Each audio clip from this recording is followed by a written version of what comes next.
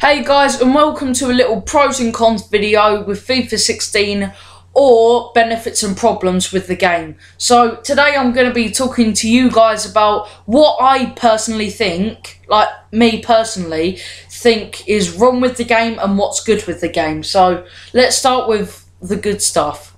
So obviously there's still price ranges, but the good stuff with that is that the fact that the price ranges are set kind of high because for some bad players, which is most of them, like a lot of them are up to high price, which is good. So when you get them in packs, like you can literally sell them for a high price, and you know, like back in FIFA 15, like good players and bad players sold for nothing. Literally like 900 coins or 10k. But even though it's a start and obviously players are going to cost quite a lot really early, I think it will continue. Like the prices will stay high depending on how well they do really.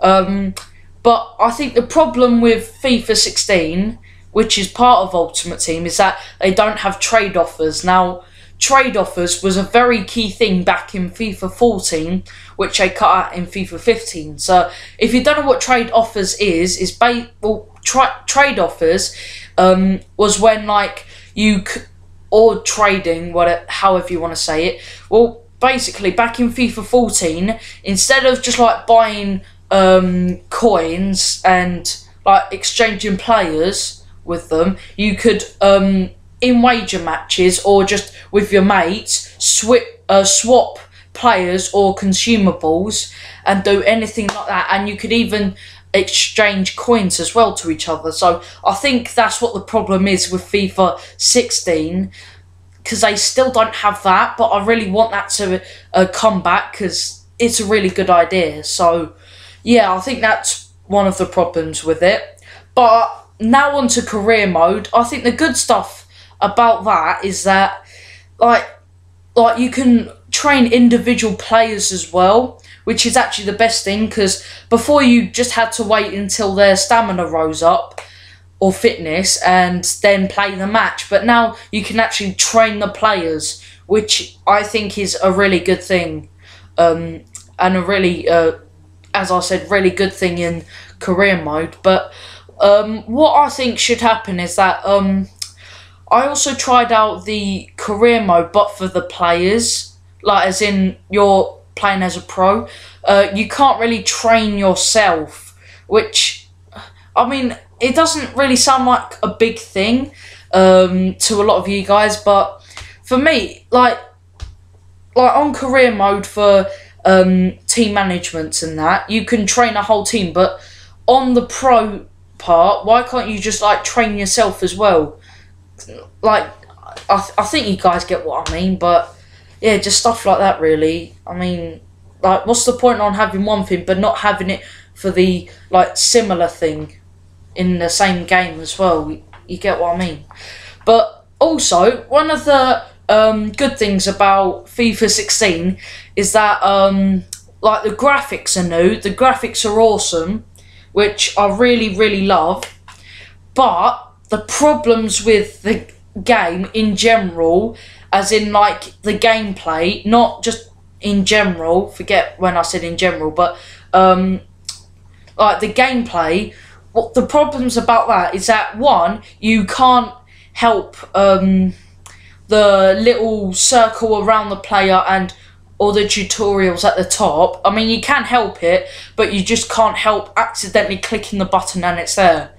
And also, pace doesn't matter in FIFA 16, which I really hate about the game, because I'm all about pace and passing it down to the wings, because I'm that kind of guy. So yeah, that's kind of a bummer for me, because when I played the game a lot earlier today, I was just like, oh, these players are so slow, come on.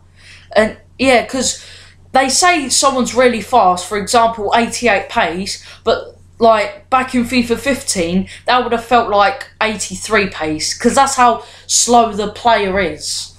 Like, because that's how FIFA 16, like, it's not about pace anymore, which I really don't like. And the fact that it's more about passing, I really don't like that. I just wish it was back to the way it was, like the style of FIFA, and the way it was, like, where you could do what you want instead of fixed on one little thing. But like, another good thing about FIFA is that you could, like FIFA 16, is that you can do foot drafts as well. But the problem is you have to spend FIFA points in coins on it, which is kind of a bummer, because like what I would have thought should have happened was that, like, when you use up your token, you have to play like a certain amount of games to win a certain amount of tokens, and then you can do foot draft again, maybe.